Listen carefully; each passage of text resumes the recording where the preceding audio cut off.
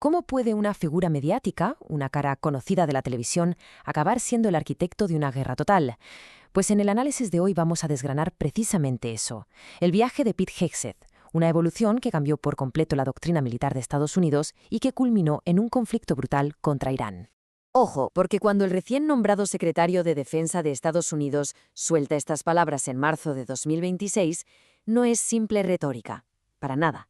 Es, de hecho, la señal de salida para una estrategia militar completamente nueva y, la verdad, bastante despiadada.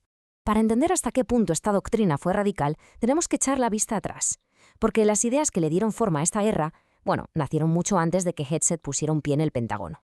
Todo empezó en su etapa como crítico, uno muy vocal, en los medios de comunicación, sobre todo en Fox News. Ahí es donde se fue cociendo todo, donde empezó a gestarse lo que vendría después. Y fijaos en esta cronología porque la velocidad es de vértigo. De ser una voz crítica en los medios a que en poco más de un año este hombre inicie una guerra y además la dé por concluida. Es que es un salto brutal del plató de televisión directamente al Pentágono. Aquí están, digamos, los pilares de su pensamiento mucho antes de tener el cargo. Para él, Irán era, sin más, una amenaza existencial, la diplomacia un síntoma de debilidad. Pero lo más interesante es dónde veía él al verdadero enemigo, dentro de su propio país. Creía que el ejército estaba maniatado por abogados y por lo que él llamaba ideología woke, y su solución era tan simple como radical: soltarle las riendas por completo al poder militar estadounidense.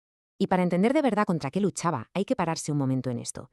Las reglas de enfrentamiento, o ROE, son básicamente las normas que limitan a los soldados en combate, por ejemplo, para proteger a los civiles. Bueno, pues para Hegseth estas reglas eran unos grilletes que impedían que Estados Unidos ganara las guerras de verdad. Y claro, cuando por fin llega a ser secretario de Defensa, toda esa teoría se convierte de repente en práctica. Una práctica muy sangrienta. Y se le puso un nombre: Operación Furia Épica.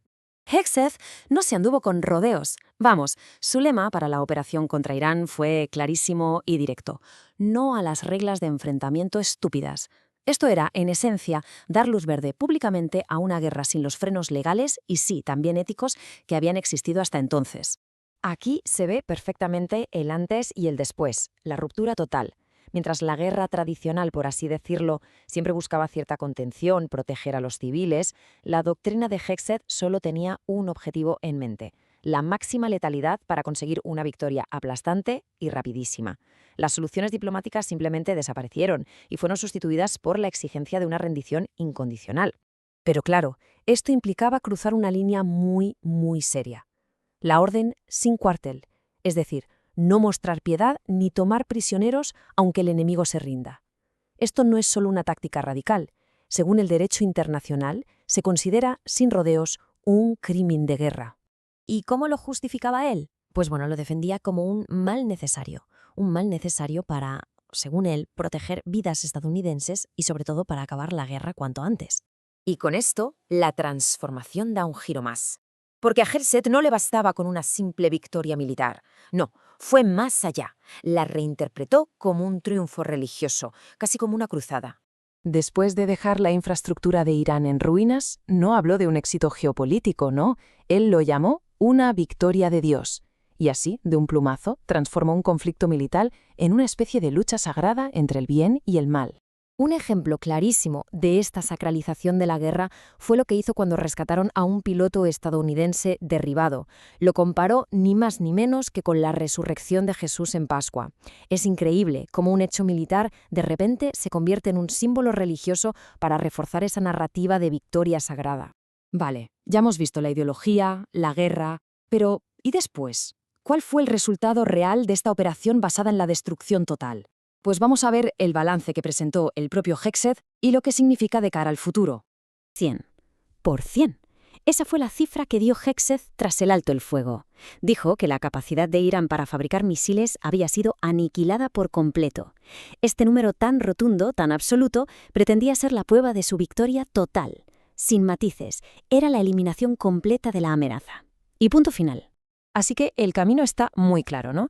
Empezó criticando en los medios, escaló a una guerra de aniquilación y acabó en un triunfo que se celebró como si fuera un renacer religioso. La conclusión de Hegseth era meridiana: Irán ya no es un socio con el que se pueda negociar. Es un enemigo derrotado y a partir de ahora hay que mantenerlo bajo control militar permanente. La diplomacia, por tanto, queda fuera de la ecuación. La nueva realidad es la supresión. Y todo esto nos deja al final con una gran pregunta. Una pregunta bastante inquietante, la verdad. Una vez que se quitan esos grilletes de las reglas de enfrentamiento y una guerra se gana como si fuera una cruzada, ¿qué significa eso para el futuro de los conflictos en todo el mundo? Es una pregunta que desde luego va mucho más allá de esta guerra en particular.